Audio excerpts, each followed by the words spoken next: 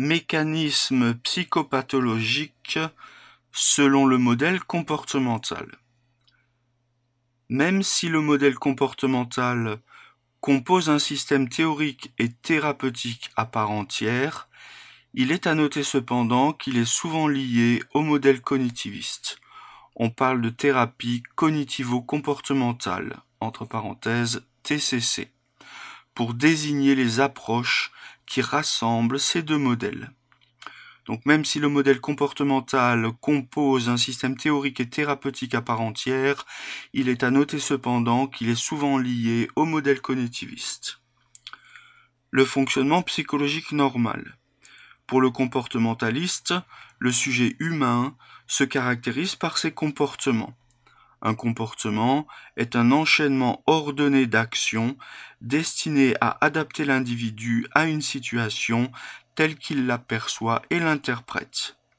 Il est le résultat d'apprentissage et a pour objet l'adaptation de l'individu à son environnement. Par ailleurs, les comportements ne s'expriment pas seulement sur le plan externe, c'est-à-dire moteur. Ils sont aussi une composante interne, c'est-à-dire émotionnelle et donc biologique. Cependant, les comportements d'un individu ne sont en aucun cas régulés par des instances inconscientes. Fruits d'apprentissage, ils deviennent des réponses réflexes. Chaque situation rencontrée, stimulus, déclenche les comportements correspondants dont la base est physiologique. Une situation dangereuse entraîne une réponse hormonale, augmentation d'adrénaline, une accélération du rythme cardiaque, un routage particulier du flux sanguin, et cela provoque in fine la fuite, le combat, etc. Le conditionnement de l'individu. Les réponses comportementales externes et internes. Donc les réponses comportementales réflexes se construisent dans les premières années de la vie de l'enfant, en fonction des appuis et des modèles dont il dispose autour de lui. L'enfant apprend à réagir à des stimuli et mémorise des réponses qu'il utilisera plus tard lorsqu'il rencontrera des situations entrant en résonance avec ses expériences primaires. Ce sont donc les réponses acquises dans l'enfance qui vont servir de soubassement au comportement de l'adulte. Par exemple, l'enfant qui a construit une réponse de peur et de fuite face à l'agression a enregistré cette réponse et il aura tendance à la reproduire dans des situations analogues tout au long de sa vie. La notion de conditionnement est donc très prégnante dans ce modèle. Le conditionnement est le mécanisme par lequel une réponse, entre parenthèses un comportement, se met en place de manière automatique suite à la perception d'un stimulus. Donc la notion de conditionnement est donc très prégnante dans ce modèle. Le conditionnement est le mécanisme par lequel une réponse se met en place de manière automatique suite à la perception d'un stimulus. On parle de conditionnement opérant lorsqu'un comportement évolue en fonction de ses conséquences. Un exemple. Donc chez lui, Erwan fait l'expérience qu'en utilisant la force, il parvient à obtenir ce qu'il souhaite de la part de ses frères. Fort de ces expériences, le désir de posséder un objet que détient un autre déclenche chez lui une réaction d'agressivité automatique qui le place en situation de prendre par la force ce qu'il convoite. Entre parenthèses, conditionnement. Une fois entré à l'école maternelle, ce comportement toujours automatique le place régulièrement en situation d'être repris et puni par l'enseignante. Celle-ci intervient systématiquement et l'empêche de jouir de l'objet convoité. Progressivement, son comportement automatique d'agressivité va s'éteindre et se modifier pour s'adapter aux nouvelles contraintes de la situation, qui privilégie plutôt la demande négociée que la force. On dit alors d'Erwan qu'il est alors capable d'entrer dans un conditionnement opérant. L'utilité fonctionnelle du conditionnement. L'utilité fonctionnelle du conditionnement. Le conditionnement permet une adaptation économique sur le plan de l'énergie intrapsychique à l'environnement, en évitant au sujet d'avoir à faire un choix dans des situations qui se répètent et en lui permettant de réagir avec rapidité et efficacité en tenant compte de son expérience. Donc le conditionnement permet une adaptation économique sur le plan de l'énergie intrapsychique à l'environnement en évitant au sujet d'avoir à faire un choix dans des situations qui se répètent et en lui permettant de réagir avec rapidité et efficacité en tenant compte de son expérience. Un comportement efficace est un comportement qui permet au sujet d'atteindre le résultat escompté sans dépense d'énergie inutile. Dans toute société, le fait pour un individu d'adapter son comportement aux normes établies est plus facile du point de vue de son économie interne.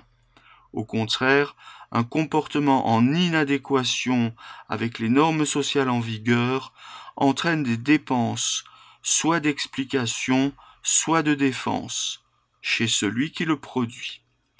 Par ailleurs, le conditionnement n'exclut pas la possibilité pour le sujet de se dégager de la contrainte d'automaticité d'une réponse pour en choisir une autre, en fonction de l'analyse qu'il fait d'une situation donnée. Dans les situations dans lesquelles les enjeux sont maîtrisés, l'automaticité d'un comportement permet donc d'économiser une analyse trop coûteuse en énergie. Un exemple. Noémie arrive au travail détendue ce matin. Elle aperçoit Karine, sa collègue, elle lui sourit, mais lorsqu'elle voit Hubert, son supérieur hiérarchique, elle sent la colère monter et ses muscles se tendre, en lien avec une remarque que ce dernier lui a adressée la veille. Ces deux réactions sont automatiques. Noémie n'a pas besoin de se poser la question de savoir si elle est contente de voir sa colère, Noémie n'a pas besoin de se poser la question de savoir si elle est contente de voir sa collègue, ni en colère de croiser son chef. L'automaticité de ses réactions lui permet donc de faire des économies en énergie et en temps. Donc je la reprends. Noémie arrive au travail détendue ce matin. Elle aperçoit Karine, sa collègue. Elle lui sourit. Mais lorsqu'elle voit Hubert, son supérieur hiérarchique, elle sent la colère monter et ses muscles se tendre, en lien avec une remarque que ce dernier, donc son supérieur hiérarchique, lui a adressée la veille. Ces deux réactions sont automatiques.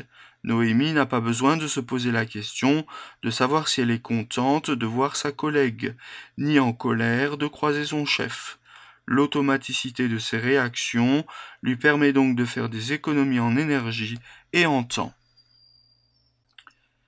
Du normal au pathologique, du normal au pathologique. Il arrive cependant qu'une réponse comportementale soit apprise dans des conditions défavorables et que sa généralisation se révèle par la suite problématique dans la vie d'une personne. Pour les comportementalistes, les troubles psychiques sont considérés comme des ensembles de comportements devenus inadaptés. Les conditions de l'apprentissage du comportement ayant disparu, le maintien de ce dernier peut devenir trop coûteux et aberrant. Donc les conditions de l'apprentissage du comportement ayant disparu, le maintien de ce dernier peut devenir trop coûteux et aberrant. La personne malade est incapable d'entrer dans un comportement opérant. Exemple, Johan, 6 ans, a un frère plus âgé que lui d'1 an. Il entre très souvent en compétition avec lui pour obtenir ce qu'il convoite. Ce comportement est encouragé par ses parents car, disent-ils, cela fortifie le caractère. Progressivement, ce comportement de compétition se généralise et se cristallise. Il devient un trait de caractère de Johan. Une fois l'âge adulte atteint, cette modalité d'interaction est immuable et non interrogeable spontanément, quel qu'en soit le coût.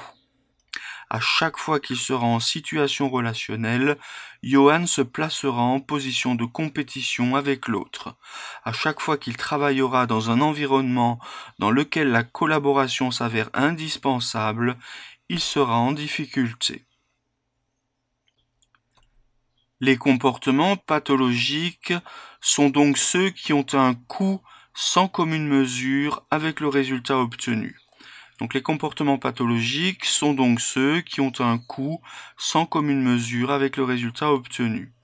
Bien que devenu péjoratif et inhibant, la personne se sent dans l'obligation interne d'y souscrire, ce qui la place en difficulté dans son environnement et entraîne souffrance et inadaptation.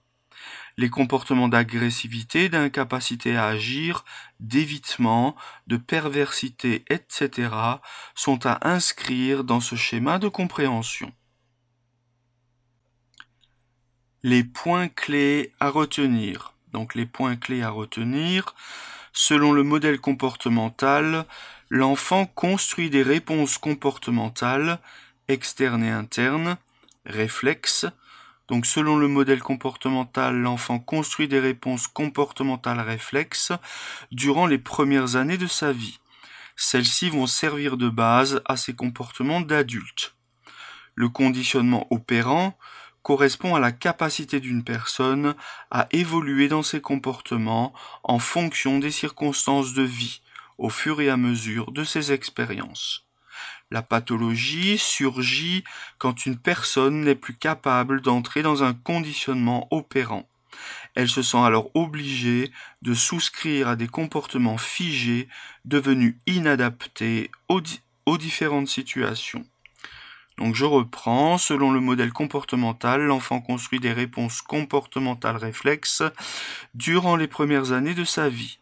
Celles-ci vont servir de base à ses comportements d'adulte. Le conditionnement opérant correspond à la capacité d'une personne à évoluer dans ses comportements en fonction des circonstances de vie au fur et à mesure de ses expériences. La pathologie surgit quand une personne n'est plus capable d'entrer dans un conditionnement opérant. Elle se sent alors obligée de souscrire à des comportements figés devenus inadaptés aux situations, donc aux différentes situations que cette personne rencontre.